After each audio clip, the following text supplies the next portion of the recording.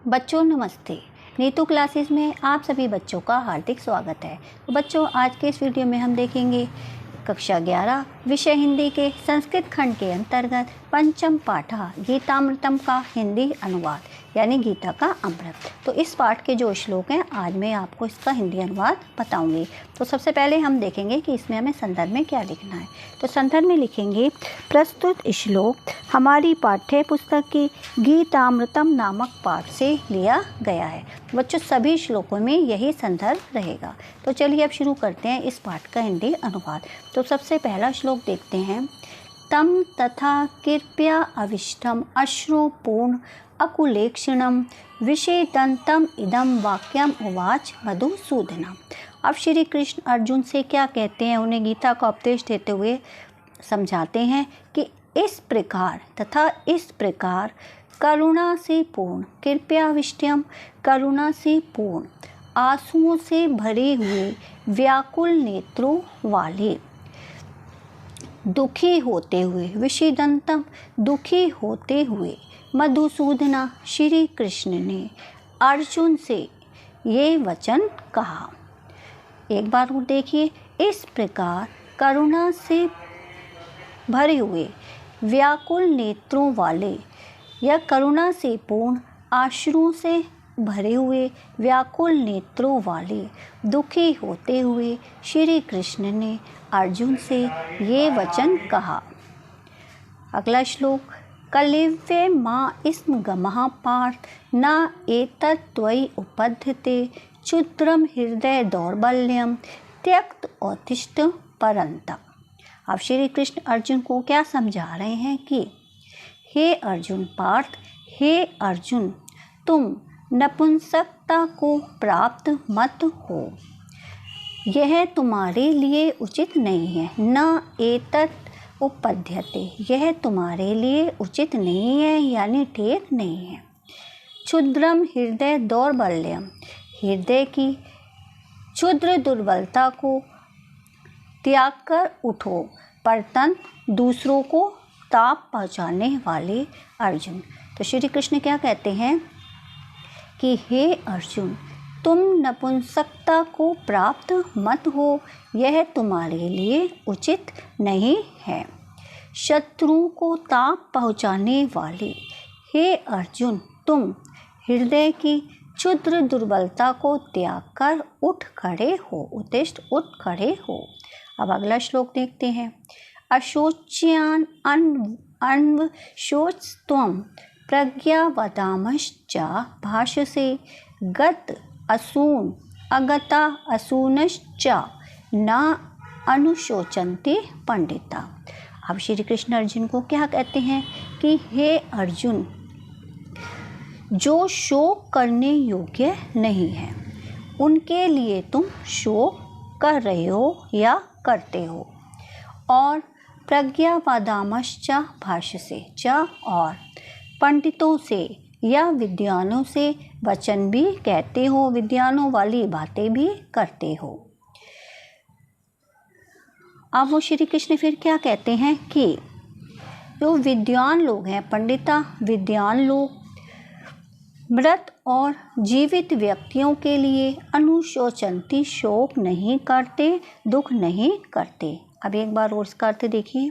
हे अर्जुन, जो शोक करने योग्य नहीं है उनके लिए तुम शोक करते हो और विद्वानों से वचन भी बोलते हो। पंडित लोग या विद्वान लोग मृत और जीवित व्यक्तियों के लिए शोक नहीं करते। अब अगला श्लोक। देहिनो अस्मिन् यथा देहे कौमारम यौवनम जरा तथा देहांत प्राप्ति धीरस तत्र न मोह्यति। अब श्री कृष्ण अर्जुन को क्या कहते हैं कि हे अर्जुन, देहिनो जीवात्मा को देह शरीर में, अस्मिन इस शरीर में, यथा जिस प्रकार कौमारम किशोरावस्था, यौवन युवावस्था, जरा और वृद्धावस्था प्राप्त होती है, तथा उसी प्रकार देहांत प्राप्ति मरणोपरांत यानी मृत्यु के पश्चात मनुष्य को दूसरा शरीर भी प्राप्त होता है और धीरज तथा धैर्यशाली मनुष्य इस विषय में शोक नहीं करता, यानी दुख नहीं करता। अब एक बार और देखिए, हे अर्जुन, जीवात्मा को इस शरीर में जिस प्रकार किशोरावस्था, युवावस्था और वृद्धावस्था प्राप्त होती है, उसी प्रकार मृत्यु के उपरांत मनुष्य दूसरा शरीर धारण करता है और धैर्यशाली मनुष्य इस विषय में शोक नहीं करता। अब अगला श्लोक देखिए, य एनं वेत्ति हन्तारं यश्चैनं मन्यते हतम् उभौ तो न विजानीतो न अयं हन्ति न हन्यते।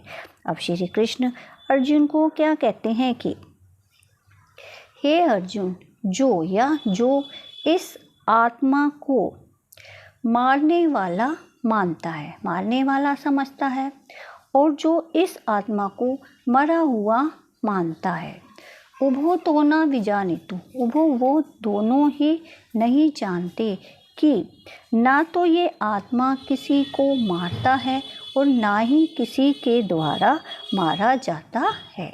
अब एक बार और देखिए, हे अर्जुन, जो इस आत्मा को मारने वाला मानता है और इस आत्मा को मरा हुआ मानता है, वो दोनों ही नहीं जानते कि ना ये आत्मा किसी को मारता है और ना ही किसी के द्वारा मारा जाता है।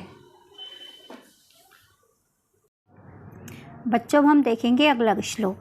वांसांसि जीर्णानि यथा विहाय नवानि गृह्णाति नरो अपराणि तथा शरीराणि विहाय जीर्णान्यान्यानि संयाति नवानि देहि। अब इस श्लोक में श्री कृष्ण अर्जुन को क्या उपदेश दे रहे हैं कि वे कहते हैं, हे अर्जुन, यथा जिस प्रकार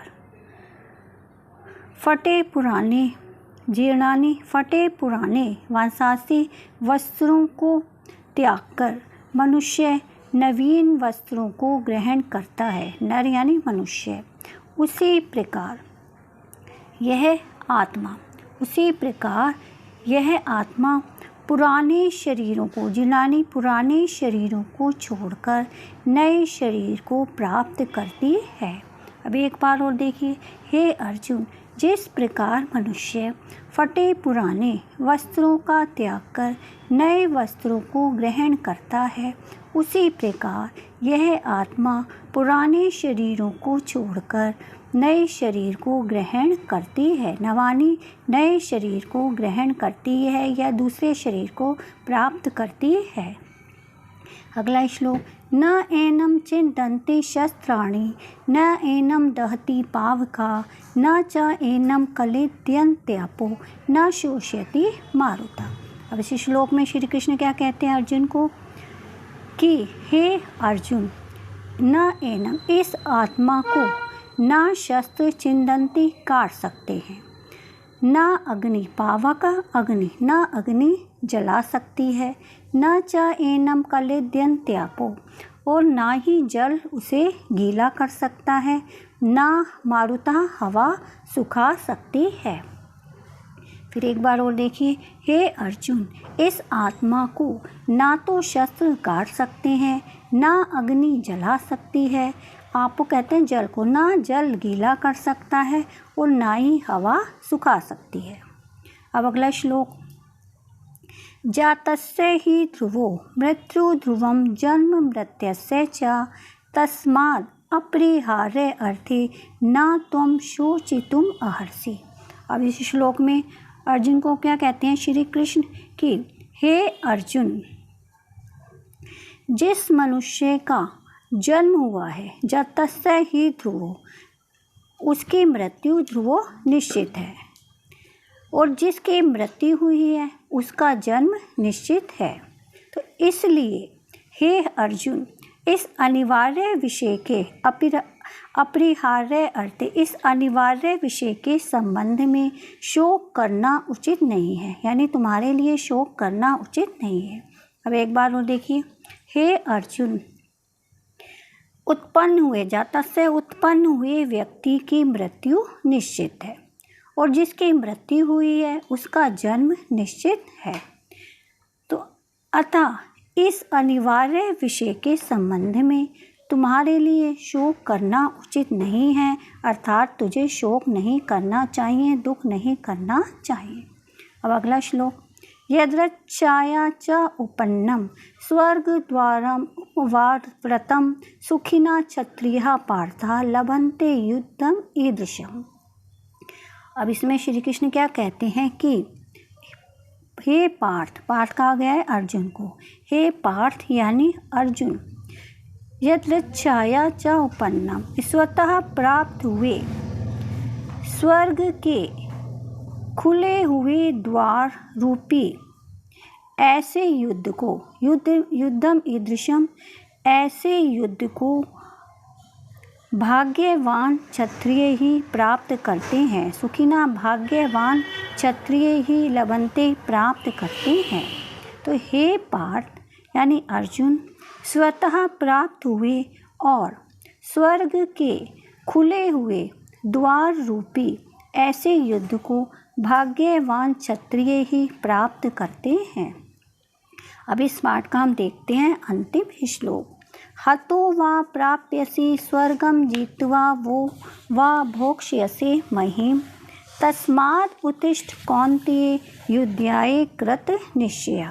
अब इस श्लोक में श्री कृष्ण अर्जुन को क्या कहते हैं कि हे अर्जुन, कौन्तेय या हे कुंती पुत्र, कुंती पुत्र कहा गया है अर्जुन को, तो हे कुंती पुत्र, हतो वा प्राप्यसि स्वर्गम, मरकर स्वर्ग को प्राप्त करोगे। यदि तुम्हारी मृत्यु हो जाती है इस युद्ध में तो तुम स्वर्ग की प्राप्ति करोगे। और जित्वा व भोक्ष्ये महीम, और जीत कर पृथ्वी का सुख भोगोगे। तस्मात् उत्तिष्ठ कौन्तेय युध्याय कृत निश्चय, इसलिए हे कुंती पुत्र उठो और युद्ध करने का निश्चय करो। एक बार और देखिए, हतो वा प्राप्यसि स्वर्गम जित्वा वा भोक्ष्यसे महीम, मृत्यु होने पर स्वर्ग की प्राप्ति करोगे और जीतकर पृथ्वी का सुख भोगोगे। इसलिए हे कुंती पुत्र, तस्मात् उत्तिष्ठ, उठो और युद्ध करने का निश्चय करो, यानी युद्ध करने के लिए तुम तैयार हो जाओ। तो बच्चों, ये था इस पाठ का हिंदी अनुवाद। अब ये वीडियो मैं यही समाप्त करती हूँ। अगली वीडियो में हम जल्दी ही मिलेंगे, तब तक के लिए नमस्कार।